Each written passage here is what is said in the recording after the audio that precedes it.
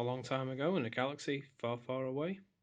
Actually, it's Blackpool in England, but near enough. Here we have our Sith alarm, powered by a microbit. And the Sith alarm is Luke Skywalker will shake his head using a servo.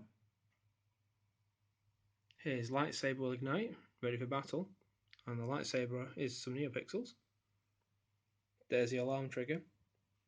And just round the side we have a buzzer. And you can see my Stormtrooper crayons there as well. So let's activate Luke Skywalker. Let's turn the power on. And press the button.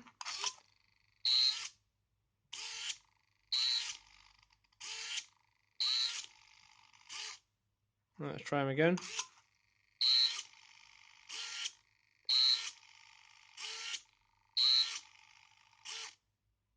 And one more time for good luck.